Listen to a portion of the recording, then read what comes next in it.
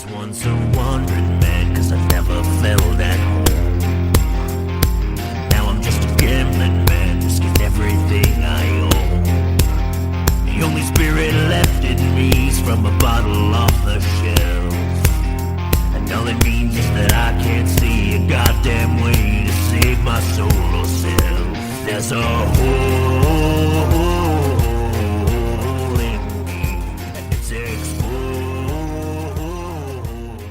for the world to see. Hello, my fellow degenerates, deviants, and ne'er-do-wells. Boy, oh boy, it's been a long time since I've been able to have fun with one of these rigs. See, I was somewhat infamous back in my nights before I was forced to retire, as it were. But where are my manners? I am your proprietor for this evening, your messenger in the dark, the whisper of all your dirty deeds, the DJ of madness, the demon of the radio waves, and your one and only reliable source of undiluted sinful truth, Specter. It's election weekend in dear old WA, and you know what that means? That's right, the politicians actually are working for a change, which also means it's the perfect opportunity for more, obscure political movements to make a play for change. Seems a lot of the local revolutionaries were asked to gather in South Perth this weekend for a political discussion on the future of their cause, and wouldn't you know it, I myself might have been in attendance. Anarchist security measures being what they are, I was surprised, dare I say shocked, when I found that the meeting was called by one without lineage or clan to call his own. If I had a heart, it might have actually skipped a beat.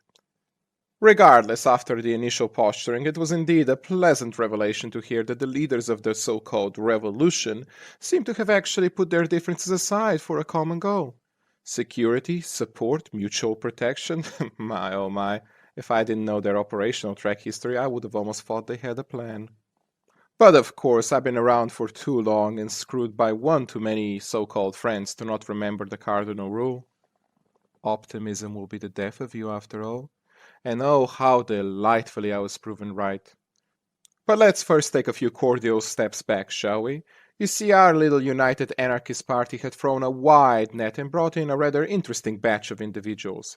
There were, of course, the pillars of the community, as it were, which included such notables as the ever-antagonistic Frederick, the code-calculating Apex, the eternal bench-sitter Ethan, the volatile Miss Blitz, the energetic Zuri, the suave Doc Woods, and the oh-so-loved Mr. Castle, to name but a few.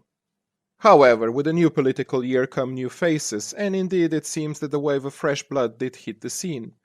Animal rejects, crazies from the edge of civilization, the broken toys of Cammy, and rats from the deepest recesses of the sewers.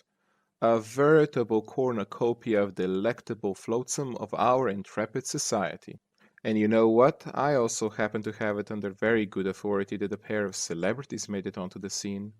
It seems a certain Shannon, who you might know from her beautiful Phantom of the Opera performances, was indeed in attendance, a true diamond in a pile of coal, one can say. And of course, where the beauty goes, the beast will inevitably follow. That's right, rolling in like a wind of ill omen, and with a large security detail to boot, a certain son of Xavier had joined the party. Whatever are these two lovebirds up to, I wonder? There were others there too, of course, firebrands, drifters, and loudmouths one and all. Some came for vengeance, some for survival, and some out of sheer mind-numbing boredom. I must admit, my mouth salivates just thinking what chaos such a collection of rogues will unleash one day. Backroom deals and outbursts of anger aside, it wasn't long until the revolution truly did devour one of its own children in a somewhat monumental display of miscalculation, shall we say? A veteran of many a fight, I hear, and a somewhat respected member of the community to boot. I would say out with the old and in with the new, but even I am not that cold. Or am I?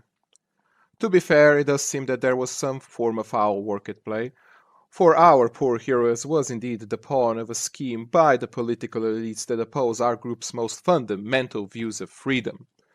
Still, death is anything if not educational, and I do say we should all take solace in the fact that she did manage to take out a monster greater than herself by many magnitudes before she returned to the ever-loving and final embrace of her comrades.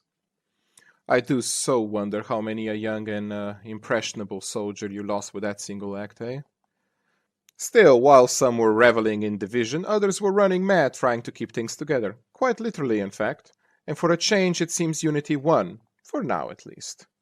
The group decided on a collective course of action against its common enemy, and more than a few shouts of "fuck the powers that be" were heard at the conclusion of the meeting. Boisterous as ever, I see.